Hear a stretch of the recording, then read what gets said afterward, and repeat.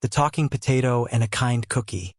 The aroma of yeast and sugar hung heavy in the air, a comforting blanket on a chilly Tuesday morning. Lucas, nursing a lukewarm coffee, traced the rim of his mug, the ceramic cool beneath his fingertips. Across the table, a perfectly round, russet potato sat, seemingly innocent, amidst a scattering of sugar packets. He'd barely registered its presence until a tiny, reedy voice emanated from it. "Rough night?" the potato asked, its single, slightly askew sprout twitching. Lucas nearly dropped his mug. He blinked, swiveling his head to ensure no one else had heard. The few other patrons were lost in their own quiet breakfasts. Did you just talk?" he whispered, leaning closer. "And you, sir, just conversed with a root vegetable," the potato replied, a hint of dry amusement in its tone. "My name is Spud. And yours?"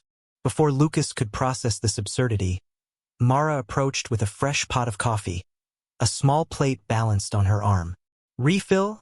she offered, a soft smile playing on her lips. She set down the plate, a single, golden brown cookie, still warm, studded with chocolate chips. "On the house. You look like you could use a pick-me-up." Lucas stared at the cookie, then at Mara, then back at Spud, who seemed to be regarding the confection with keen interest. Thanks, Mara," he stammered, feeling a blush creep up his neck. He picked up the cookie, its warmth seeping into his palm.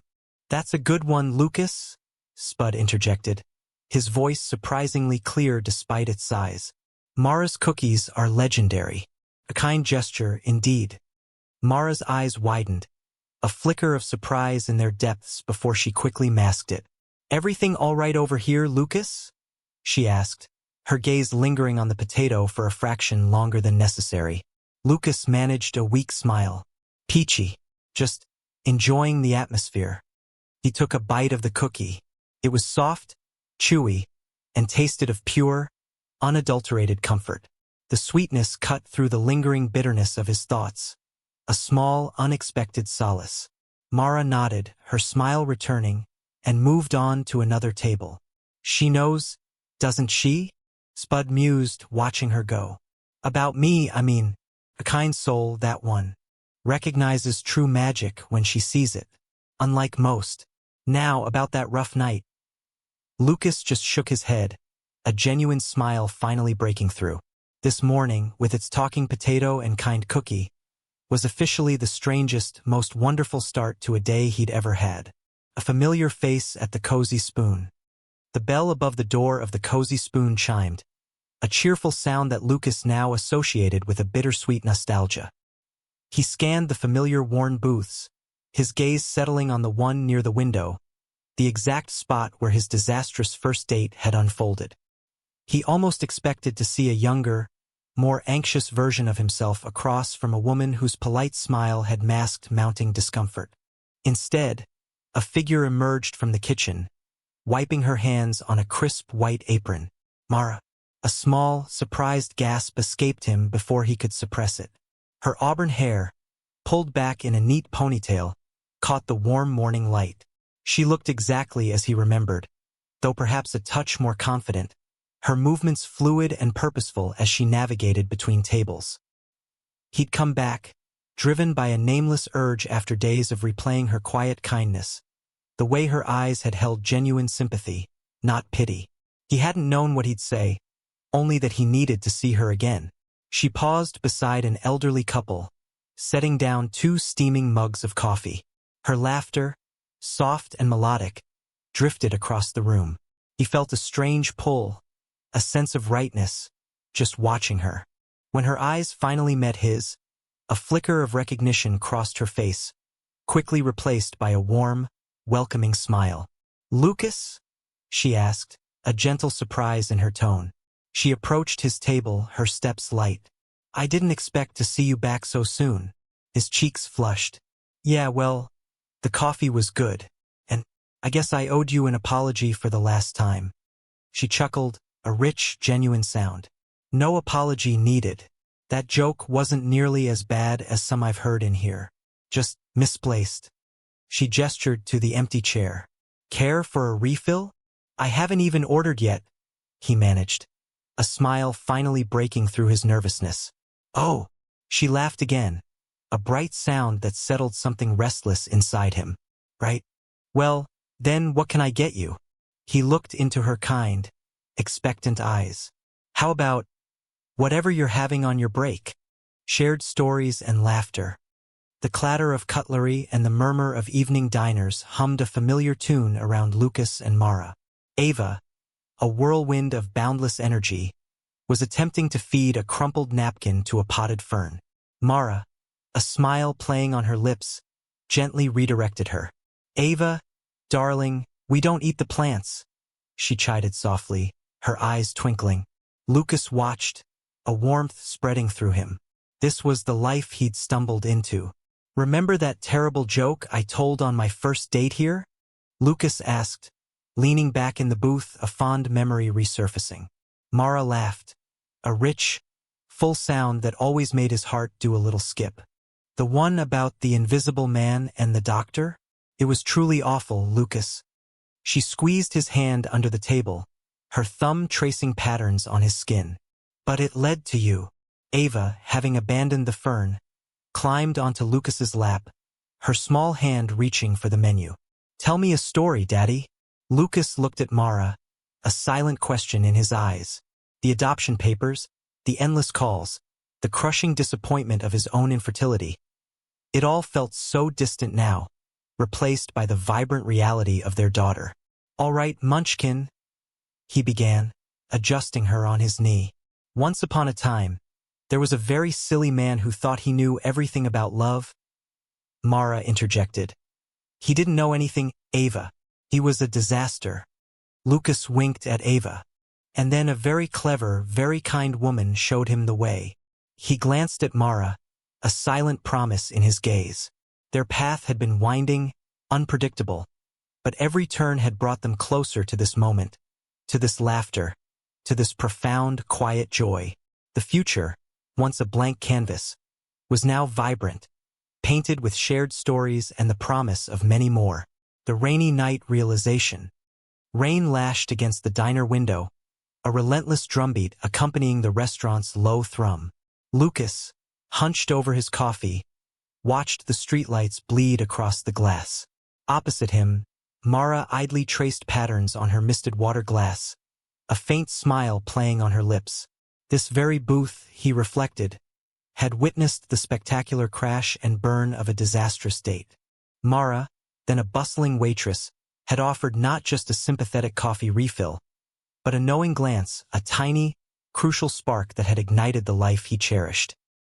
He still recalled the sharp, dismissive laughter from his former date after his ill-fated joke, the scorching humiliation. Yet, in that moment Mara's eyes, radiating an unexpected warmth, had met his. A simple, unspoken connection. It was enough to draw him back, day after day, for another coffee, another conversation. He'd discovered her quiet resilience, her aspirations, the endearing way she hummed off-key when she thought herself alone, and the fierce loyalty she extended to her friends. Later, the doctor's pronouncement had landed like a physical blow. Infertility. He'd braced himself for the inevitable, for the quiet sorrow in Mara's gaze, the unspoken regret. But she hadn't wavered. Lucas, she'd affirmed, her voice steady and resolute. I love you, not your chromosomes. Her hand had found his, a steadfast anchor in his spiraling despair. Her love had been a lighthouse, guiding him through the roughest seas. Now, years onward, Ava slept soundly in the car seat beside them, her tiny hand curled around a plush elephant. Her adoption had been a labyrinth of agonizing anticipation and exhilarating breakthroughs. Lucas shifted his gaze from Mara, whose eyes now rested tenderly on their daughter, back to the rain-streaked pane. The diner felt imbued with a profound significance tonight. The clumsy joke, the failed date, the kindness of a stranger each had been a pivotal bend on the crooked, beautiful road that led him precisely here. He squeezed Mara's hand, a silent vow exchanged in the heart of a rainy night. Two hearts, one home. The diner's familiar red vinyl booth, worn smooth by countless patrons, still exhaled a faint perfume of coffee and bygone moments. Lucas absently traced the rim of his untouched mug, steam tendrils coiling lazily, mirroring the diner's soft overhead glow. Opposite him, 5-year-old Ava, a whirlwind of newfound boisterousness, orchestrated a meticulous prehistoric parade with her miniature plastic dinosaurs. Mara watched their daughter with a tender smile, a dark strand escaping her ponytail. "Remember that truly awful joke?" Lucas murmured, a soft chuckle escaping him. Mara's smile deepened, a crinkle etching itself near her eye. "The one about the invisible man?" she supplied, her voice a warm embrace. "I thought you were going to melt into the linoleum."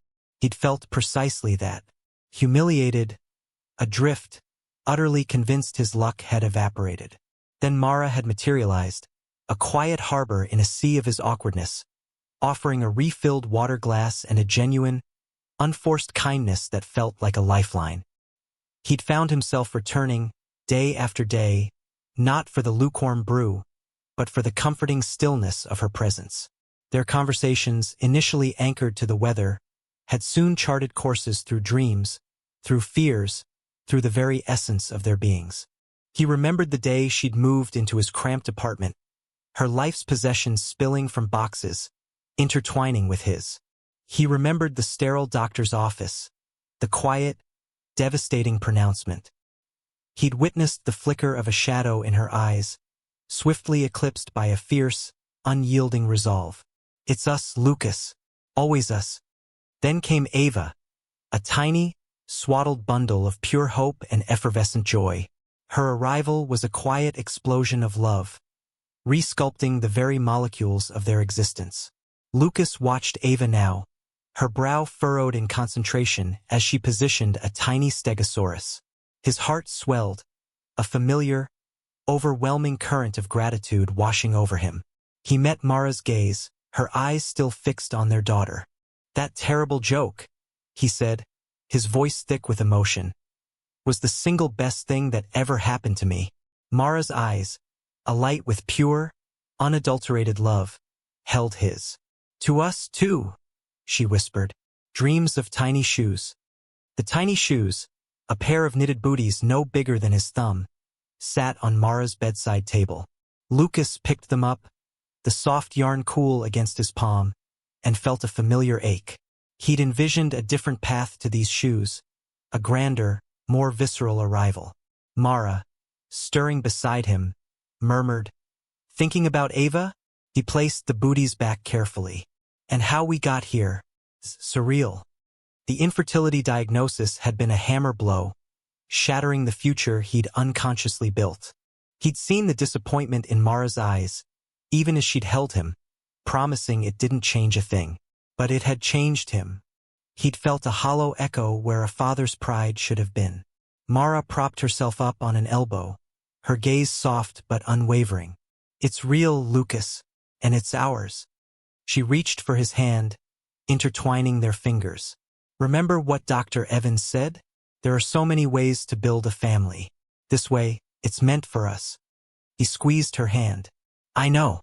It's just, some days the ghost of what if still whispers." He hadn't told her about the recurring dream, the one where he held a microscopic version of himself, a child with his eyes, and then it would dissolve into mist. "Then we whisper back louder," Mara said, her voice firm. "We whisper Ava. We whisper love. We whisper family. Louder than any ghost." She swung her legs out of bed. "Come on, let's go find some coffee. And then we fill out another batch of forms. The agency called yesterday. They have a few new profiles for us to look at." Hope, fragile yet persistent, began to bloom anew in his chest. A heavy heart. Lucas watched the specialist's mouth move, but the words were a muffled drone, like listening through thick glass. Mara's hand, warm and firm, found his under the sterile white table. He squeezed back, a desperate anchor in a swirling sea of medical jargon. Low motility morphology issues. Essentially, Mr. Thorne, natural conception is highly improbable. The pronouncement hung in the air, a lead weight settling in Lucas's chest. He felt a sudden, irrational heat in his eyes, a stinging betrayal from his own body. He'd imagined tiny sneakers by the door, sticky fingerprints on the fridge, the sound of laughter echoing through their small home. Now a silent, gaping void. Mara, ever the pragmatist, was already asking questions. What are our options, doctor? IVF? Surrogacy? Her voice was steady, a stark contrast to the tremor in Lucas's hands. He admired her strength, but a cold dread was creeping in, whispering doubts. Would she still want this life, this future, with him, knowing he was broken? Later, in the quiet hum of their car, the silence between them was deafening. Lucas stared out the window, the familiar streets blurring into an indistinguishable gray. Mara, he started, his voice raspy. I understand if this changes things. He couldn't bring himself to look at her, afraid of what he might see. Her hand rested on his knee, a gentle pressure. Lucas, she said, her voice soft but unwavering. My love for you isn't dependent on your sperm count. We're in this together. Always. He finally turned, met her gaze, and saw not pity, but resolve. A single tear escaped, tracing a path through the dust motes on his cheek. It wasn't the future he'd envisioned, but with Mara, he knew they would find a way. They always did. The path to Ava. The scent of burnt sugar and old coffee hung heavy in the air, a familiar comfort Lucas hadn't realized he'd craved. Mara, her hand a warm weight on his, traced the worn edge of the booth's red vinyl. Remember this place? She murmured, her voice soft as the jazz drifting from the kitchen. Lucas nodded, a smile playing on his lips. Hard to forget. It's where my comedic career went to die. He squeezed her hand. And where my life began. Their eyes met, a silent understanding passing between them. A decade of shared laughter and quiet struggles distilled into that single glance. Across from them, nestled in a booster seat, Ava gnawed on a breadstick, her tiny brows furrowed in concentration. Her dark curls, a mirror of Mara's, bounced with each enthusiastic chew. You know, Mara began, her gaze softening as she watched their daughter. I never told you this, but I almost didn't take your order that night. You looked devastated. Lucas chuckled, a genuine, unforced sound. I was. My knock-knock joke really landed flat. He leaned back, the worn cushion molding to his form. But you brought me that extra packet of sugar for my coffee. It was just a small thing, but it felt like a life raft. Ava let out a joyful squeal, triumphantly holding up a half-eaten breadstick. Lucas reached over, playfully ruffling her hair. And now look, he said, his voice thick with emotion. We have our own little life raft. He looked at Mara, his eyes shining. Who knew a bad joke and a kind waitress could lead to all this? Mara's smile was radiant. Sometimes, the best stories start in the most unexpected places. She squeezed his hand again, a promise in her touch. The future, once a terrifying blank, now stretched before them. A vibrant canvas painted with the hues of their shared love. All thanks to a chance encounter in a diner booth. Full circle at the Cozy Spoon. The familiar scent of brewing coffee and cinnamon enveloped Lucas as he slid into the worn vinyl booth. This very spot, where a stale joke had once landed flat, and Mara, with her knowing smile and extra sugar packet, had first appeared like a quiet revolution. A decade later, the Cozy Spoon transcended mere restaurant status. It was a living time capsule. Across from him, Ava, all bright eyes and a charming gap where her front teeth once were, meticulously constructed a tiny fort from toast triangles. Mara, her finger tracing the rim of her coffee cup, watched their daughter with a tenderness that still resonated deep within Lucas. Remember that ghastly tie I wore on our first unofficial date here? Lucas chuckled, stirring his coffee. The one festooned with miniature fishing lures? Mara's laughter, a warm, melodic sound, filled the air. Oh, I remember. And the way you nervously fiddled with it. I thought you were either a clandestine agent or desperately in need of a fashion intervention. Ava looked up, her fortress momentarily forgotten. Daddy, were you a spy? Lucas winked. Only undercover, sweet pea, attempting to steal your mommy's heart. A new waitress, radiating cheer, set down their plates. Pancakes for Ava, an omelet for Mara, and Lucas's customary hungry man breakfast. Their gazes met, a silent understanding passing between them, a deep, comfortable current of shared history. He recalled the sterile doctor's office, the crushing weight of the diagnosis. He remembered Mara's unwavering hand, her fierce declaration, "We'll find our way, Lucas, together." And he remembered the quiet, tearful joy of cradling tiny Ava for the first time, her breath a feather-light touch against his cheek.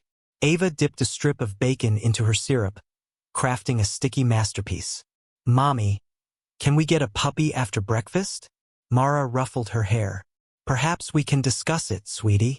Lucas watched them, the morning sun catching dust motes dancing in the air, illuminating their faces. The clatter of cutlery, the murmur of conversations, the persistent aroma of breakfast. It was all a symphony of normalcy, a melody he'd once believed impossible. He'd come full circle, back to the genesis of a bad joke, only to discover everything he never knew he needed.